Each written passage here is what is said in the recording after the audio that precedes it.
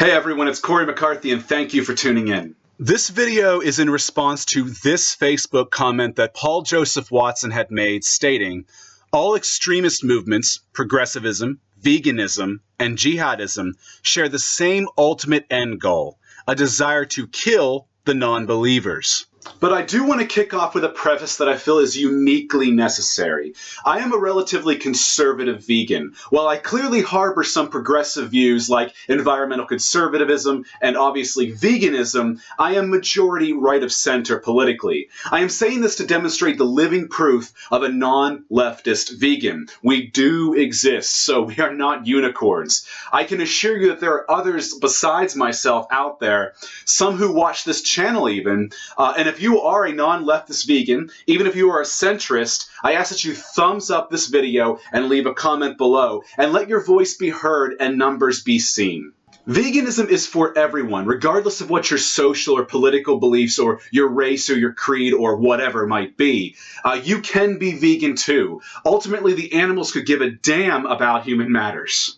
And the movement is, by definition, about non-human animals. Let's make that clear. I shouldn't have to say this, but it will play an important role in this video. We should not be restricting people from going vegan. We should not be pushing folks away or making them feel unwelcomed, either directly or indirectly. That is ultimately harmful for veganism. And if you actually care about veganism, you shouldn't wish it any harm. Now, with that being said, I am generally a supporter of Paul's work. I think he delivers excellent, thought-provoking content supported by objective statistics and facts at a time where feels and all that is subjective is put up on a pedestal. However, I strongly disagree with the overgeneralization about veganism apparent in his comment, especially that we desire to kill non-vegans. I will admit there are a lot of radical, head-case, absolutist vegans, the types who will and do attack or make death threats toward anyone who breaks from the narrative, even in rare situations where there isn't another logical option, such as locational or survival or medical scenarios. Or even rescued obligate carnivores that are in our care, like with cats and wolves. And this is the very problem with absolutists. They simply cannot comprehend nor tolerate very real gray areas or extenuating circumstances of any kind. Everything is either black or white in their worldview, either pure good or pure evil, period. And some vegans do go so far as to profess to want all meat eaters to die, and some even go to an extreme to want to see the entire human race go extinct. At this point, I feel that I should clarify that I was speaking about rare gray area scenarios a minute ago. For the average person, especially those living in the developed West, there is no reason why one cannot be vegan, aside from the selfish reasons, that is. Let's just be honest here. Selfish reasons such as favoring taste or luxuries like fur over the life or quality thereof of another scientifically proven sentient being.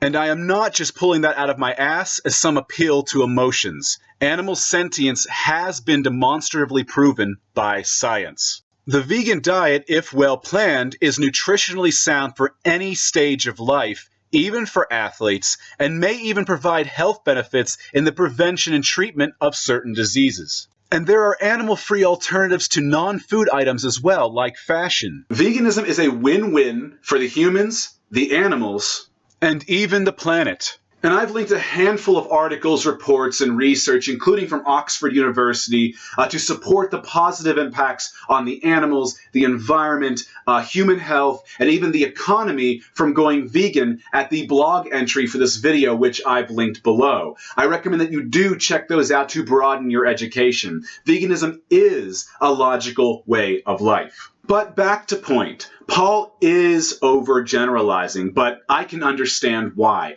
Unfortunately, as with any movement, the loudest, the most obnoxious, and or the most hostile followers tend to get the spotlight. And their behavior tends to demonize the entire movement in the eyes of an outsider.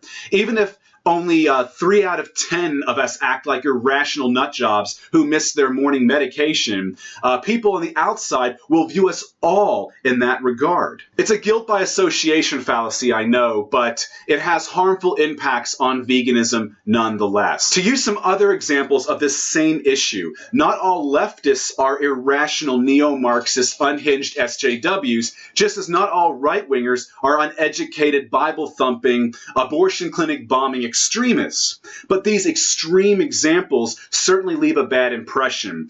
And in the case of the irrationality of SJWs, we are now seeing average people being driven further right politically across the West as a response. Including former devout leftists like this woman, whose father was a card-holding member of a communist party. They are being repelled by extremely poor behavior, overwhelming mental instability, and utter lack of rationality. Not to mention a solid dose of folks just acting like whiny, overly sensitive, professionally offended, entitled, childish pussies.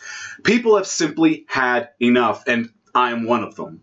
On the bright side, Generation Z are looking to be the most conservative generation that we've seen since the 1940s. A stark contrast to their millennial predecessors and parents. So, there's hope for Western civilization yet. But back to point, sadly the aforementioned behavior is happening right here within veganism. And one way this is being accomplished is by people co-opting the vegan movement with other social or political agendas. Intersectional veganism is a prime example of this, injecting a non-human, animal-focused movement with numerous unrelated human movements, for example, BLM, feminism, LGBT rights, etc., and in turn, muddying the waters and drawing us further away from the sole purpose of veganism by its very definition. But I don't want to dwell on the nutty, virtue-signaling extraordinaire intersectional vegans right now, as Isaac Brown of Ask Yourself and I are planning to tackle that in the near future in an awesome collaboration project.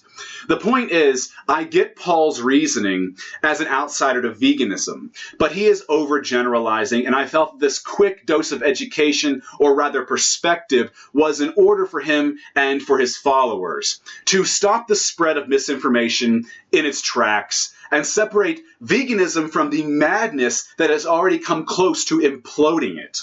Anyway, like this video, share this video, and comment with your thoughts below. Help get this video noticed, particularly by Paul and his massive social media following. Even share it on his social media pages. I do ask that you keep it respectful, though, as I have done. Otherwise, you'll just feed the negative, harmful stereotype that I've been taking issue with. Also, hit that subscribe button below and the bell button to keep on top of updates here on my channel. And despite Paul's comment, I do generally recommend his content. If you are interested in a dose of fact and logic-driven red pilling, do check his channel, his Facebook, and his Twitter accounts out. With that, thank you all for watching, and I will see you all in the next video.